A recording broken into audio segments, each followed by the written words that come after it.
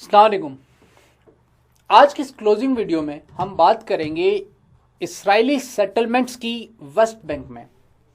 As of now जब मैं बात कर रहा हूं 2020 में, तो तकरीबन 600,000 प्लस, इससे ऊपर इसराइली ऐसे हैं,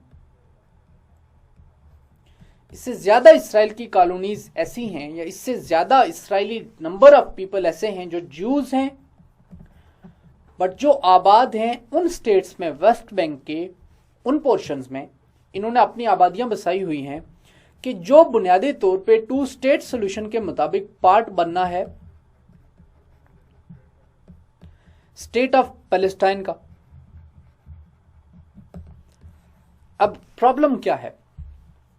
इस तरह की जो सेटलमेंट्स हैं उनसे प्रॉब्लम क्या है? प्रॉब्लम यह है,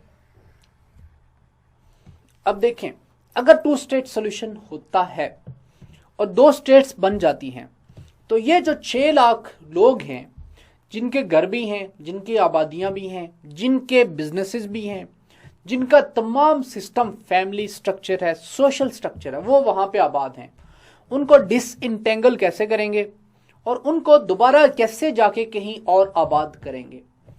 अब ये जो प्रोस्पेक्ट्स हैं, देखें, स्टेक्स इन्वॉल्व हैं 6 लाख लोगों के, उसकी वजह से पॉलिटिकल प्रेशर बिल्ड होगा इसराइल की गवर्नमेंट के ऊपर, और इसराइल टू स्टेट सोल्यूशन को एक्सेप्ट नहीं करेगा। टू स्टेट सोल्यूशन को एक्सेप्ट नहीं करेगा तो टू स्टेट सोल्यूशन जो है वो खटाई में पड़ जाएगा। वैसे टू स्टेट सोल्यूशन ऑलरेडी मर चुका है एज ऑफ नाउ जब हम ये बात कर रहे हैं, क्योंकि 6 लाख बंदूक के आके पैलेस्टीन की जमीन के ऊपर बसने का मतलब यही है कि 2 रियासतें पॉसिबल ही नहीं है, सिर्फ एक रियासत पॉसिबल है, और वो इसराइलियों के नज़दीक स्टेट ऑफ इसराइल है, और फ़लस्तीनियों को उस रियासत में माइनॉरिटी के तौर पे हमेशा रहना पड़ेगा, या फिर फ़लस्तीनी जो गज़ा का छोटा सा एरिया है वो वहाँ पे रहें और वहाँ पे अपनी रियासत कायम करें। अब ये प्रॉब्लम कंपाउंड क्यों हुई?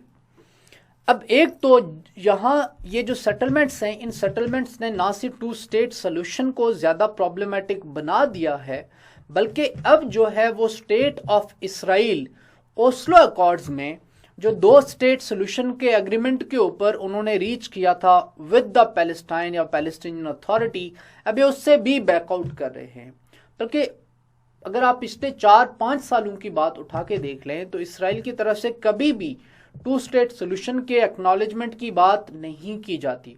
इसका मतलब है दैट ऑफिशियली जो ओस्लो अकॉर्ड्स है, जो कि 50 साल के कॉन्फ्लिक्ट के बाद पैलेस्टाइन कॉन्फ्लिक्ट को एंड करने का एक फार्मूला था, वो इफेक्टिवली खत्म हो चुका है। अब यहाँ पे अगर आप देखें तो ये जो आपको डॉटेड एरिया नजर आ रहा है, यहाँ पे ये 1949 की आर्मिस्टिस लाइन है, ये 1949 की आर्मिस्टिस लाइन है। ये बुनियादी तौर पे एरिया है वेस्ट बैंक का। ये है पैलेस्टीनियन अथॉरिटी का एरिया, जो कि आपको नजर आ रहा है ब्लू कलर में।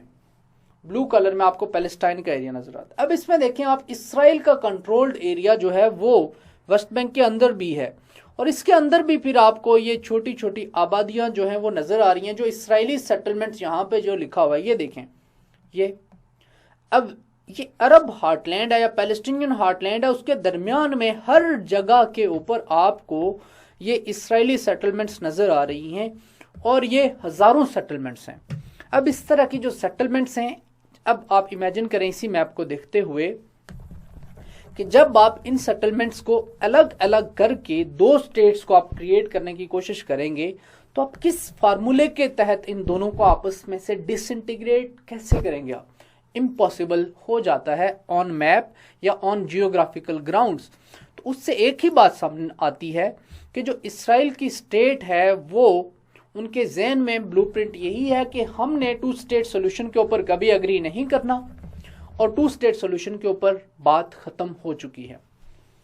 अब एज ऑफ लेट 2017 तक की बात है, जो यहाँ पे आपको नजर आ रहा है, 2017 तक ईस्ट यरूशलेम में टोटल जो है वो तकरीबन 4 लाख से ऊपर, लेकिन 2020 तक 6 लाख से ऊपर जो है, 2018 में 5 लाख जो है, 5 लाख से ज्यादा इसराइली आबादकार वेस्ट बैंक में रह रहे थे, फ़लस्तीनियों के साथ साथ। अब प्रॉब्लम यह है कि जब ये लोग या ये आबादियाँ पैलेस्टीनियंस के साथ साथ एक ही जगह के ऊपर या एक गांव के एक हिस्से में इसराइली रह रहे होंगे, दूसरे में पैलेस्टीनियंस रह रहे होंगे, इन कम्युनिटीज़ के दरमियान आपस में भी इंटीग्रेशन नहीं है। अब इनकी प्रेजेंस की वजह से अब एक अगर इसराइली कॉलोनी आके आबाद हो जाती है किसी भी पैलेस्टीनियन लैंड में, या दो फ़लस्तीनी गाँव के दरमियान एक इसराइली गाँव आबाद हो जाता है, तो जो इसराइली जब जाके नई आबादी कहीं पे बसाते हैं तो उसके साथ इंफ्रास्ट्रक्चर भी क्रिएट करते हैं और हाईली फोर्टिफाइड और हाईली सिक्योरिटाइज्ड रीजन जो है वो बना लेते हैं उसको।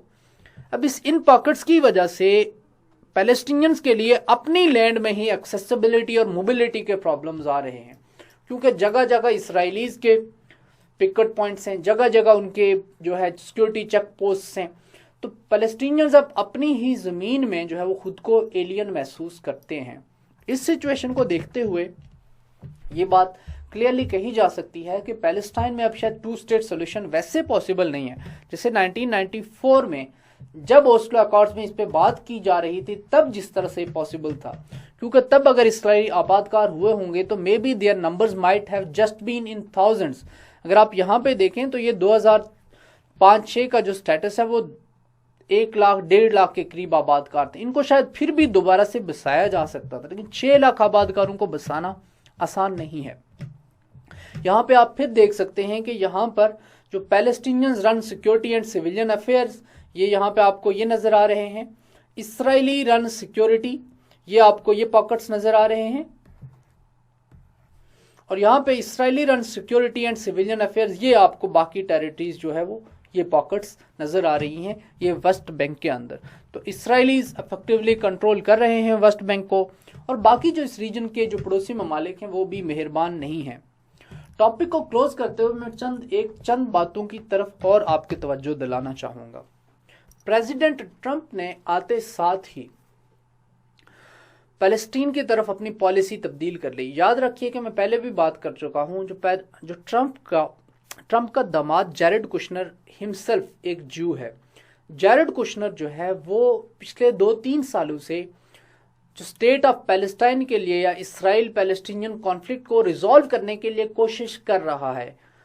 उसने कहा है कि एक फार्मूला के ऊपर वो काम कर रहा है। अब उस फार्मूले के कंटूर्स क्या हैं ये किसी को नहीं पता, लेकिन कम ही चांसेस हैं कि आज का जो एज इट इज स्टेटस है या जो स्टेटस को का स्टेटस है, जैरेड कुशनर का कोई भी फार्मूला या ट्रंप का कोई भी सोल्यूशन उससे डिफरेंट हो। उससे पहले जो ओबामा के अंडर जो secretary of state John Kerry थे, कैरी ने भी एक फार्मूला जो है वो डिवाइस किया था। कैरी एक सक्सेसफुल डिप्लोमेट, एक सक्सेसफुल स्टेट्समैन रहे हैं। उन्होंने ही joint comprehensive plan of action के ऊपर अग्री किया था, ईरान के साथ न्यूक्लियर एग्रीमेंट की मैं बात कर रहा हूँ। तो कैरी ने जो फार्मूला दिया था वो भी इवन मटेरियलाइज नहीं हो सका। उसके अलावा वक्तन फक्तन डिफरेंट लीडर्स ने, यूनाइटेड स्टेट्स के लीडर्स ने, वेस्टर्न लीडर्स ने डिफरेंट सोल्यूशंस दिए हैं, डिफरेंट प्रपोजल्स आए हैं। लेकिन ओस्लो अकॉर्ड्स शायद आज से 10 साल पहले तो रेलिवेंट था। 10 साल पहले तक उसके ऊपर लिटरेचर में या इंटरनेशनल लेवल के ऊपर या यूएन में कंसिडरेशन भी थी। लेकिन ट्रंप के आने के बाद अब 2 स्टेट सोल्यूशन की कोई बात भी नहीं करता। तो ये नतीजा निकालना आसान है, या ये नतीजा निकालना अक्लमंदी की बात है कि जो 2 रियासती जो तस्वर है या 2 स्टेट सोल्यूशन है वो अब ख़त्म हो चुका है।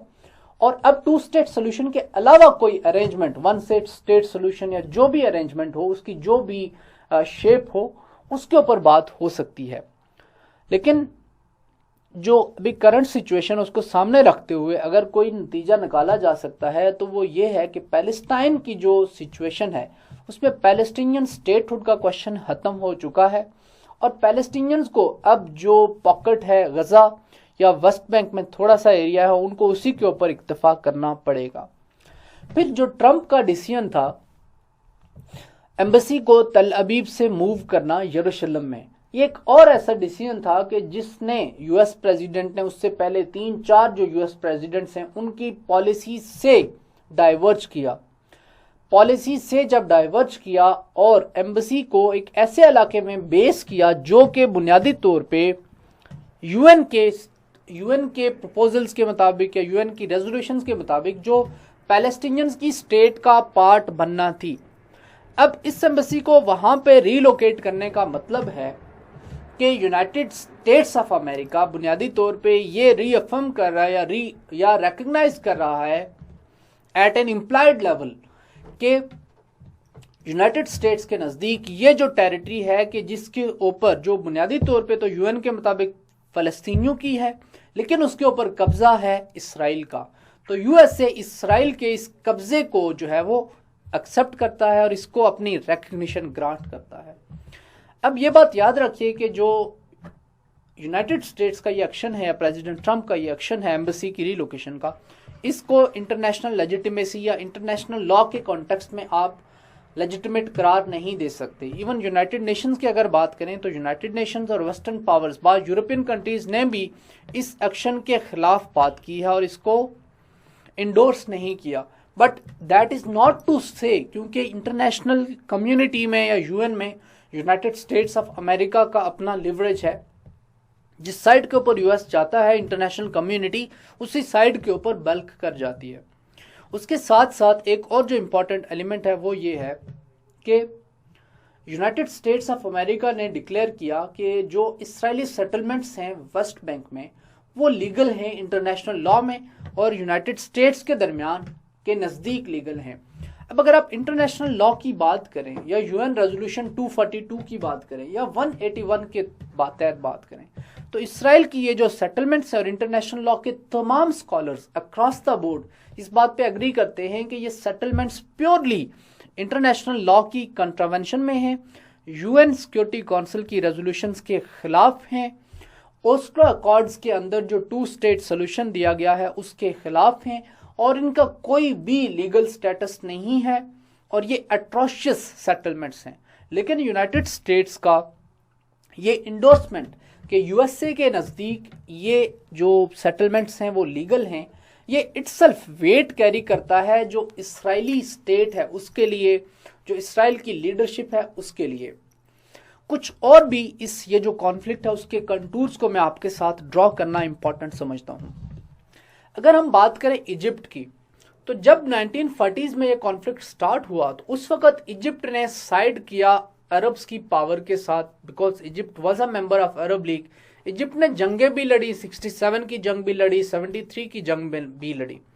लेकिन 73 की जंग के बाद 78 में इजिप्ट ने कैंप डेविड अकॉर्ड के बाद पैलेस्टाइन के साथ पीस एस्टेब्लिश, इसराइल के साथ पीस एस्टेब्लिश कर लिया और 1981 में उसी पीस के बाद 2-3 साल के बाद जो है इसराइल ने जो साइनाई प्रोविंस कह लें या साइनाई डेजर्ट का एरिया था वो वापस कर दिया इजिप्ट को। तो उस हिसाब से इजिप्ट जो है वो इस कॉन्फ्लिक्ट से काफ़ी हद तक जो है अब खुद को साइडलाइन कर चुका है। दूसरी तरफ जो इजिप्ट की लीडरशिप है, जो मिलिट्री लीडरशिप है, उसको यूनाइटेड स्टेट्स ऑफ अमेरिका की हैवी मिलिट्री एड हर साल जो मिलती है, तकरीबन to the amount of $3 billion तक जो है वो डील उनको रेगुलर एड मिलती है, ईयरली एड।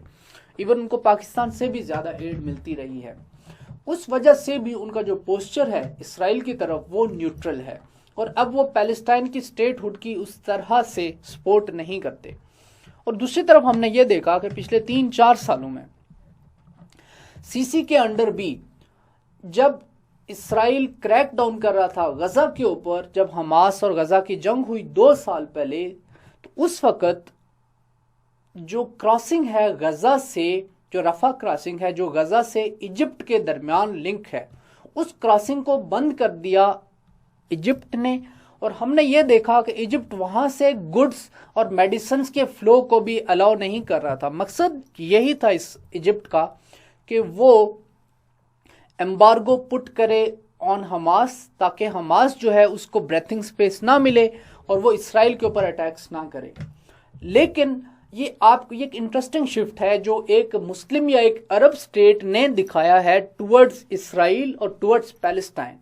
ये एक रीज़न है कि जिसकी वजह से मैं कहता हूँ, ये ऑब्जर्वेशन मेरा ओपिनियन है कि जो अरब स्टेट्स है बुनियादी तौर पे उन्होंने स्टेट ऑफ पैलेस्टाइन या पैलेस्टीनियंस की कॉज को डैमेज पहुंचाया है। रेजोल्यूशन 181 में जो सोल्यूशन दिया गया था अगर अरब लीग या अरब स्टेट्स उस वक्त इसके ऊपर ऑब्जेक्ट ना करते और उसको एक्सेप्ट कर लेते तो शायद ये अफेयर 47-48 में ही सेटल हो जाता। लेकिन उस वक्त इनका जो डिसीजन था कि वॉर स्टार्ट करें हम, उसने अल नकबा भी बर्पा किया, उसने 67 की जंग भी की, 73 की जंग भी की।